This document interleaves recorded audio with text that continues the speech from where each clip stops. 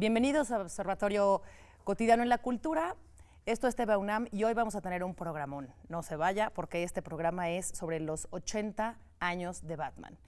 Me acompañan Roberto Coria, investigador en literatura y cine fantástico. Gracias. Bienvenido, Roberto. Gracias, me da mucho Daniel. gusto que estés aquí con nosotros. Al contrario, es un placer. Muchas gracias. Y Mario Conde, escritor, ilusionista, conductor radiofónico en nuestra casa de estudios en Radio UNAM y ludópata. ¿Qué tal? ¿Está bien? Sí, perfecto. Bueno, aquí nos vamos a hablar de la ludopatía.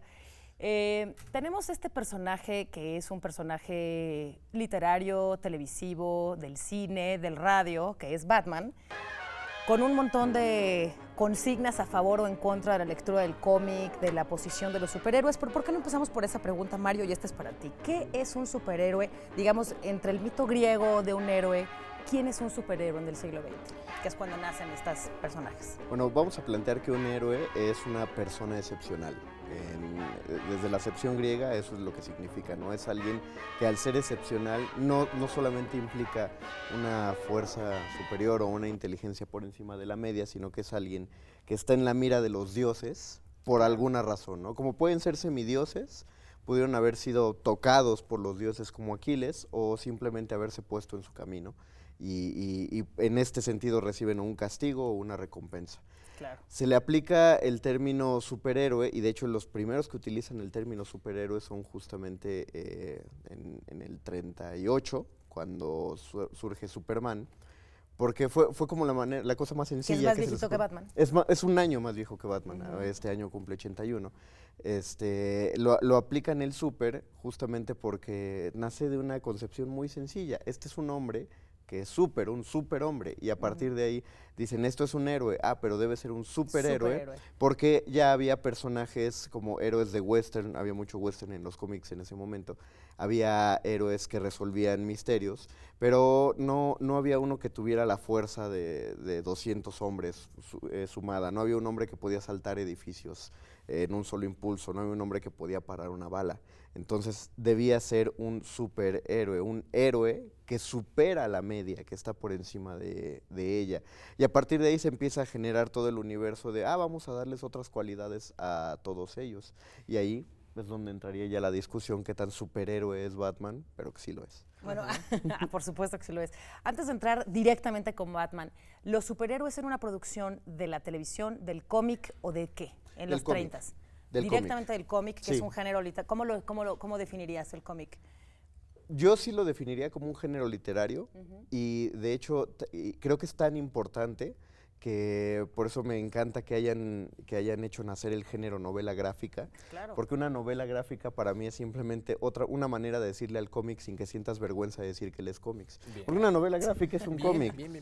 Y lo ponen así como para que los intelectuales no se escandalicen de que uno va leyendo viñetas. Ahorita vamos a regresar a ese tema de los intelectuales y el conservadurismo con el que de pronto se puede mirar esta otra tipo de literatura y de lectura que es la novela gráfica. Sí lo es. Pero Roberto, yo quiero aterrizar un poquito en esto que ya nos dijo Mario en el contexto de qué es un superhéroe y qué pasaba en los 30s en los cómics. ¿Cómo apareció Batman, el hombre murciélago? Es muy importante. Mario acaba de abrir la puerta. Acaba de mencionar a Superman. Superman fue el inicio de muchas cosas. Fue una de las primeras figuras, que internacionalmente reconoces cuando te encuentras la S de Superman aquí o en China, inmediatamente la persona va a decir, se trata de Superman. En este caso, un joven de 23 años, dibujante, se acercó a la editorial, a la ahora conocida como DC Comics, con una idea tratando de lucrar, aprovecharse del éxito económico que había representado Superman, y les dijo, yo tengo un nuevo personaje, entonces se va a llamar Batman. Pero lo que este hombre llamado Bob Kane, pensaba ofrecer era algo muy diferente a lo que nosotros conocemos. Imagínate el señor increíble de la película de Los Increíbles, pero ponle alas de murciélago. Era lo que pretendía hacer. Entonces él se acercó a un antiguo colaborador llamado Bill Finger, escritor, y Bill le dijo, no, eso no puede funcionar. Sería mucho más interesante que lo remitas al mundo del detective, al mundo de la novela negra, que fuera un personaje oscuro, sombrío, siniestro. Superman. Exacto. Tenía raíces y lo que lo diferencia de Superman precisamente es lo que dice Mario, es humano. es identificable y reconocible por todos nosotros. Se parece a ti o se parece Pero a Mario. Superman también. Pero fíjate una cosa, en el caso de Superman nos encontramos ante la omnipotencia. Superman es prácticamente un dios, es alguien que viene del espacio. En cambio, Batman es un ser humano, sangra, sufre, tiene problemas. Batman no se distingue por su estado mental, por su ejemplar estado mental. O sea, ¿qué necesidad tiene? Aterricemos en eso. Tú tienes un parrafito por ahí en tu tesis que dice que Batman es... Eso es tercera víctima y único sobreviviente de un doble homicidio. A ver. Es que, esa es una de las maravillas del personaje. Puede ser leído, interpretado desde todas las perspectivas, concretamente desde la victimología. O sea, Batman no tiene necesidad alguna de ponerse un disfraz, desarrollar toda una parafernalia y salir a todas las noches a arriesgarse a poner en peligro su vida para vengar la muerte de sus padres. O sea, él no está precisamente bien, que digamos. Él es hijo de un par de millonarios, asesinados. Un par de millonarios víctimas de un robo. En el que mueren. En esencia, está relacionado desde siempre con el crimen. La criminalística tiene, las ciencias forenses, el derecho penal, tiene muchísimas cosas que decir sobre el personaje. Eso yo creo que es lo que lo mantiene vigente. Mario, Batman aparece, ahorita quiero regresar al tema del murciélago y el personaje del murciélago que me parece muy particular, pero antes, en los 30 aparece en el cómic Batman, ya lo dijimos, y casi de inmediato, cuando se puede, pasa al cine, pasa a la televisión, incluso al radio. ¿Cómo es que estos personajes conviven en tantos soportes, vamos a decirle? Hay que pensar que los superhéroes en sí, estamos hablando de una época que fue conocida como la época dorada de los superhéroes. Todos ellos aparecían en todos lados, la mercancía es brutal, la cantidad de mercancía es brutal que aparece, pero de todos. ¿Cuáles más se van agregando? Exactamente, se empiezan a agregar después de Superman y Batman, empieza a llegar el primer Linterna Verde, que de hecho se parece un montón al diseño original de Batman. Sí. Empieza a llegar Flash, toda la liga, lo que conocemos ahora de Liga de la Justicia, todos empiezan a aparecer eventualmente. Creo que de los que quedan en la colita, o sea, de los últimos es la Mujer Maravilla y por ahí la Pantera Negra. Sí, bueno, todos los de Marvel empezaron a aparecer más en los 60, que ya tenían una buena cantidad de seguidores de los cómics que se habían generado por todos estos de DC. Y que atienden quizá a la necesidad política. Todos. ¿No? O sea, que haya una mujer, que haya un superhéroe negro. Sí, la cuestión es que todos responden a algo, siempre. Entonces, por eso en la actualidad cuando la gente se queja y dice es que están forzando mucho que haya superhéroes negros, que haya superheroínas, no es forzado. Es necesario, claro. Y además ha sido de toda la vida. Más bien lo que hay que pensar es como lo que vemos en teatro, ¿no? Que dicen, Sófocles escribió cerca de 80 tragedias, pero la historia solo permitió que sobrevivieran 8, pero con esas 8 sabemos que es excepcional. Batman está entre un mar de superhéroes, los personajes es un mar de personajes, pero el hecho de que ese sea el que después de 8 décadas se mantenga tan fiel a su origen, y nos trascienda mucho más, eso indica de algo que hay que revisar. Y ahí ese algo, te quiero preguntar, Roberto, tú te has interesado mucho en el perfil psicológico del personaje Batman, no solo de él, sino de sus enemigos, que son una bola de locazos, ¿no? Es increíble.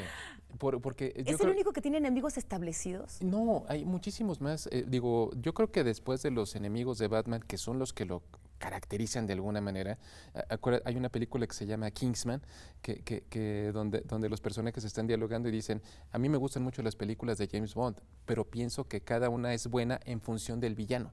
Y es que el contrapeso es increíblemente necesario para, de alguna manera, realzar todos los atributos, toda la bondad del personaje. Necesita un contraste, necesita un conflicto necesario en toda la historia, toda historia lo necesita.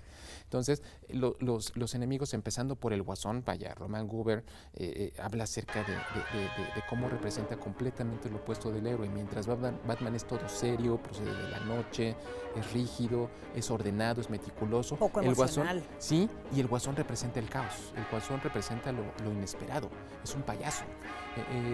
Y ahí podemos seguir, hay pirómanos, hay megalómanos, o sea, vaya, es todo un catálogo de enfermedades mentales. Pero tú encuentras eso, o sea, una creación muy tipo, que recurre a los tipos psiquiátricos, digamos. Yo creo que sí, o sea, y eso fíjate que de alguna manera nos resulta atractivo.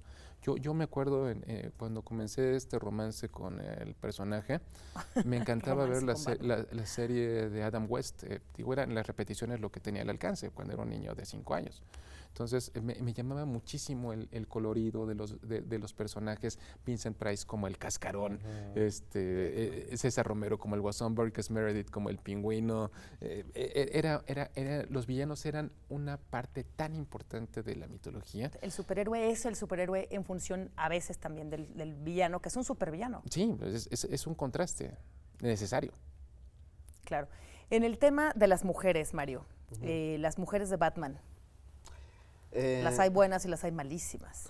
Ahí lo curioso es que sí puedo decir, quizá no sin pena, que en un principio hay una queja, ¿no?, muy constante, que es incluso que se ha repetido, que las mujeres en un inicio en Batman no son más que una réplica, es decir, un espejo. Aún no se les da un protagonismo tal cual, por más que el primer cómic en el que salió, por ejemplo, Batichica, fuera un personaje muy misterioso, porque el gran misterio de Batman y Robin en ese número era descubrir quién era ella, pero aún así sigue siendo, al decir Batichica es como decir la versión femenina de, ¿no? No es un origen particular, por eso gana tanta fuerza el personaje de Catwoman, que nosotros conocemos como Gatúbela.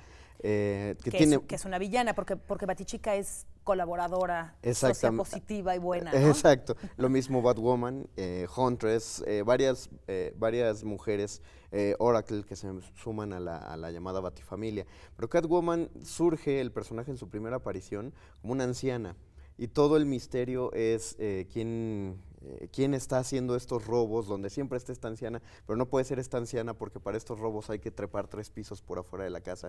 Y en eso Batman logra atraparla y le quita la máscara y resulta que es una mujer muy atlética y joven disfrazada de anciana para que no la descubran. Muy atractiva y quizá también muy erótica. Esa es la cuestión, se volvió un personaje sumamente importante porque tenía independencia absoluta en todo.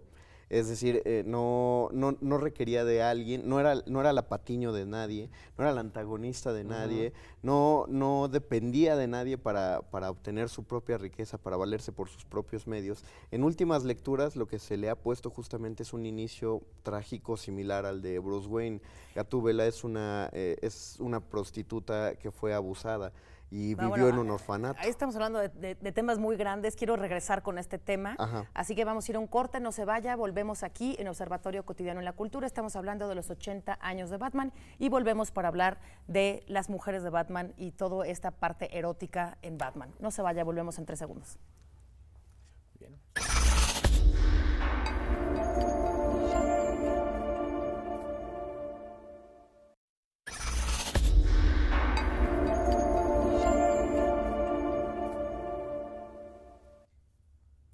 Estamos de vuelta en Observatorio Cotidiano en la Cultura hablando de los 80 años de Batman. Y nos quedamos, Mario Roberto, en esta participación del género femenino en Batman por parte de las buenas chicas como Batichica y de las malísimas como Gatúbela y otras. Y cómo es que, a diferencia de otros cómics, Mario Roberto, estas mujeres de Batman terminaron en un asunto de pornografía. O sea, hay toda una parafernalia pornográfica alrededor de las villanas en Batman. Una cosa que quería hace rato pensando en la intervención de Mario, yo siempre he pensado, he dicho, mientras Gatúbela, Catwoman, la mujer gato, es lo que Irene Adler fue a Sherlock Holmes. Hay que comenzar, o sea, muchos, y eso lo comentaremos en un rato más, subestiman el cómic como medio de expresión porque dicen que la literatura es muchísimo más importante, más relevante. No, hay un montón de puentes con todas las áreas del pensamiento, del conocimiento, con todas las disciplinas artísticas. Hay muchas cosas que hacen valioso el cómic, pero bueno, ya platicaremos ahorita más sobre eso. A esto que contaste, Recordarás, Roberto, que en los últimos meses hubo dos grandes noticias alrededor de Batman que fueron como lo que golpeó a los fanáticos. La primera fue que se iba a casar, ¿no? Un tipo que toda su vida le huyó a las relaciones humanas. Eterno solterón. Exactamente. Y a la dulzura, ¿no? Como que no nos imaginamos a Batman enamorado hablando en chiquita. Exactamente, pero fíjate que eso es lo que lo hace más maravilloso y más tierno todavía. Ahí siempre hacen la contraposición entre la relación que llevan Clark Kent y Luisa Lane. Que es de amor. Súper tierna. Casi cursi, vamos a decir. De hecho lo es, Bueno, es sí. cursi. Y la relación que llevan Bruce Wayne y... O sea, ha tenido parejas que nunca han entrado emocionalmente, pero cuando se hizo el anuncio de fue una serie de aventuras que empezó a tener justamente con Catwoman, a raíz de que ella había estado en la cárcel justamente por asesinar a un hombre que había abusado de unas niñas en un orfanato. No a un hombre, a 109 hombres que habían asesinado, que habían abusado sexualmente de niñas de un orfanato. Entonces ella lo que buscó fue venganza. Bruce Wayne entendió completamente eso, pero además supo que la habían inculpado. Ella no había matado a todos esos hombres. Entonces buscó que la exoneraran buscando a la culpable real. La cosa aquí es que cuando están en esta aventura, ellos se hablan mucho y nada más se dicen Bat y Cat. O sea, gata y murciélago, y así se hablan. Solamente en usar esas menciones animales, todo le da un ambiente de ternura muy bello. Y la verdad, cuando se arrodilla justamente frente a Catwoman, es una imagen que uno no se espera de un caballero oscuro. Y aquí yo tengo dos preguntas. Roberto, tú has sido un seguidor también de Drácula, entre otros personajes fantásticos que te apasionan, y me apasiona que te apasionen. ¿Cómo es que hay dos personajes basados en el murciélago? Drácula completo y Batman. Pues vaya, a propósito de esto que ha dicho Mario.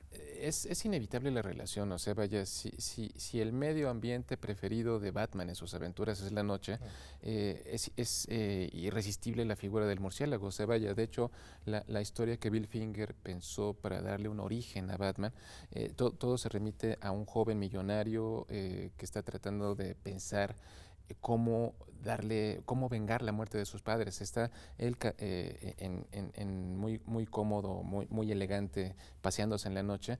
De repente se abre una ventana y entra volando un murciélago, un animalito que estaba desorientado, y dice, eso es un presagio. Y se entusiasma, dice, me convertiré en un murciélago. Viene de ahí la situación. Y de alguna manera es su símbolo. Es un símbolo, pero que nos vuelve a llevar a este tema de la oscuridad, de la noche, de la sangre, que la sangre no está presente en Batman, o no directamente como en Drácula. No. Pero Mario, el tema de Cat, de Gatúbela, es también un animal. O sea, ¿por qué Batman, a diferencia de otros superhéroes, está tan vinculado con animales de la noche? Finalmente, el personaje, tanto Batman como Gatúbela, Roberto, Mario, están vestidos de negro, son nocturnos, tienen un antifaz. Bueno, Gatúbela tiene un látigo y está encuerada en el sentido de que está vestida toda de cuero. Y eso ¿qué efecto le da a un personaje, pues más que femenino, es absolutamente una sádica, ¿no? O sea, creo que tiene que ver todo con el hecho de que Batman siempre ha considerado que Batman es su verdadera identidad. Sí, claro. Y Catwoman siempre ha considerado que ser Gat es su verdadera identidad. Es decir, a través de las máscaras es que se encuentran su verdadero yo. Y esto es muy de mascarada medieval. Sí, claro. Uno iba encubierto a estas fiestas justamente para que uno pudiera sacar lo que realmente pensaba de sí mismo. La máscara es liberadora. La noche es liberadora porque en la noche es cuando hacemos cosas que no nos atrevemos cuando estamos rodeados de luminarias, ¿no? Durante la noche podemos hacer hacemos más gesticulación. Las fiestas se prolongan en la noche porque nuestras pláticas se sienten más amenas durante la noche. Los ladrones se sienten mejores ocultos cuando no hay luz. Es decir, naturalmente sabemos que somos los seres humanos criaturas diurnas y por eso en la noche es la que elegimos para hacer las cosas que por el día nos privamos. Entonces todos tenemos nuestro dark side. Todos y queremos sacar el dark side. Bien. Hay un tema que me importa mucho. La UNAM, a través de la Cátedra de Fomento de la Lectura José Emilio Pacheco, y por cierto, visite esta cátedra, www.catedrapacheco.unam.mx, genera desde la universidad un espacio para hablar de Batman. Esto, por supuesto, tiene críticas de pronto. Tú lo decías hace un momento, Roberto, y quiero volver a este tema. ¿Por qué algunas, vamos a decir, grupos intelectuales, decía, así lo definiste tú, Mario, o algunas posturas académicas denostan todavía, después de 80 años, la lectura de personajes como Batman? Hay periodistas que han salido últimamente a decir, bueno, ¿cómo la universidad celebra los 80 años de Batman? Solamente podríamos celebrar los tantos conmemoraciones como Arriola y como Rulfo y tal. Pues, vaya, es un prejuicio muy arraigado en muchos ámbitos. Esas manifestaciones culturales, artísticas, son valiosas, o sea, porque están hablando de la naturaleza humana a través de metáforas. Sobre la anécdota que decías, yo he egresado de la Escuela Nacional de Artes Plásticas, hoy FAD, Facultad de Artes para el Diseño. En su momento no me querían aceptar mi tesis de licenciatura de diseño gráfico sobre Batman. Porque me querían imponer un tema que tenía que ver con el diseño y la ópera. Y yo dije, ¿por qué rayos voy a hacer eso? O sea, la ópera no es un medio artístico con el que yo mantenga un diálogo, una devoción, y una tesis de licenciatura, estarás de acuerdo, es algo muy personal. Bueno, es tuya. ¿y qué pasó con tu tesis? Preferí reprobar la materia e hice mi tesis. Mi tesis, si se meten ustedes a la página de la Dirección General de Bibliotecas, van a encontrar mi tesis. Se llama Introspección a una criatura de la noche, un análisis gráfico, psicológico y comunicacional de Batman. O sea, la verdad es un documento, hay actualmente muchas tesis sobre Batman. El punto es que es un personaje que creo que merece que una institución tan seria, con tanto prestigio académico como es la UNAM, le dé el espacio, porque nos estamos refiriendo a un personaje que ha trascendido todos los ámbitos del conocimiento, todas las culturas. Si tú te vas a Katmandú y le presentas a una persona, claro, a un campesino, el símbolo de Batman, lo ubica. Ha trascendido todas las fronteras, desde su creación se ha mantenido completamente vigente y creo que merece ser estudiado, porque no lo vamos a estudiar de una manera marginal. Sí, pero sin perder el carácter lúdico. Le damos el espacio académico que se merece. Yo creo que va a ser una muy padre ocasión. Y esta palabra lúdico que dijiste para el ludópata, una pregunta, sí. Ludópata, ¿qué van a hacer en radio? Porque entiendo que este encuentro de los 80 años de Batman va a tener un montón de acciones en diferentes partes. Aquí TV UNAM va a ser un ciclo de cine que se llama Murciélagos y Vampiros, va a haber ciclos de cine. Desde el radio, ¿cuál es la postura de Batman? La idea de Benito Taibo fue la de hacer una radionovela, pero justamente como no podíamos crear un contenido nuevo que usara la palabra Batman y ninguno de los nombres y todos esos derechos, entonces creamos una versión, una chilanguización de Batman. Una chilanguización. Porque la idea de Benito Taibo llegó y dijo, se tiene que llamar Las insólitas aventuras del hombre murciégalo. Murciégalo, dijo, y de ahí vamos a construir la historia. ¿Quién es? ¿Cómo nacería? La cosa es que en nuestro contexto, ¿cómo veríamos que existe un Batman mexicano de la Ciudad de México? Y cómo resolvería los crímenes, y cuáles serían los crímenes que tendría que resolver, cuál sería su asunto detectivesco que forzosamente tiene que estar inevitablemente. Sí. Entonces, y añadiéndole una dosis de humor. Entonces eso es lo que va a ¿Dónde podemos seguir esta radionovela? Esa va a sonar la semana justamente de todo este encuentro, va a ser del 1 al 5 de abril, son 5 capítulos de media hora, va a pasar a las 5:30 de la tarde en el 96.1 de FM. De acuerdo, entonces vamos a tener cine, vamos a tener radio, vamos a tener tele y desde luego mesas de discusión. Participa, Roberto, incluso Vicente Quirarte, es decir, la academia. Benito, la academia, o sea, eso es lo maravilloso. Son personajes que pueden ser atractivos y que tienen mucho que decirle a pensadores serios, reconocidos como Vicente y Benito. O sea, ellos van a comenzar hablando acerca del héroe y de la figura del superhéroe en la cultura popular. O sea, me parece que Mario va a moderar ese diálogo.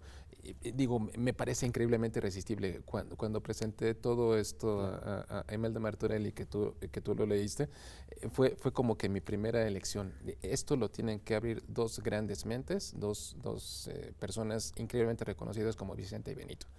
Sí, Muy Mario. rápido de esto, Sí, sí. solo quiero decir, la cultura es todo lo que ha creado el ser humano, entonces todo lo que ha creado el ser humano merece que se le ponga un ojo desde los analistas culturales. Y yo creo que la UNAM está, sí, tomando un gran riesgo, pero es un riesgo que hay que aplaudir, porque se está acercando a la comunidad universitaria, Claro. se está acercando a intereses finalmente que están dentro de los universitarios. Por supuesto que a los universitarios les interesa Arreola, Pablo Neruda, etcétera, cualquier pensador y escritor que queramos, pero también están estas cuestiones de entretenimiento, de ocio, que finalmente son una necesidad humana. El Claro. cómic es un espacio de lectura. Sí, sí Es lo un programa como Universo de Letras o la Cátedra José Emilio Pacheco de Fomento a la Lectura. ¿Deben de incluir estos nuevos géneros desde su perspectiva? Yo creo que el cómic es una buena manera de fomentar la lectura a edades como de los 10 a los 16 años, ¿no? Cuando en la secundaria nos obligan a leer el Quijote casi a la fuerza y entonces nos generan más Sí, bien claro. una lejanía con Cervantes Claro. a que nos guste. Unos cómics. Todo o cualquier adaptación hecha en cómic, uno lo empieza la cosa es que uno se familiarice con que un objeto de esta forma y con hojas es amigo. De acuerdo. Yo la primera vez que conocí Drácula, lo conocí en un libro ilustrado, con el lenguaje del cómic me platicaron la historia, Claro. crearon ahí un romance, porque de alguna manera el cómic, la novela gráfica, la narrativa visual, puede crear puentes para que tú te intereses por otros géneros, por otras manifestaciones.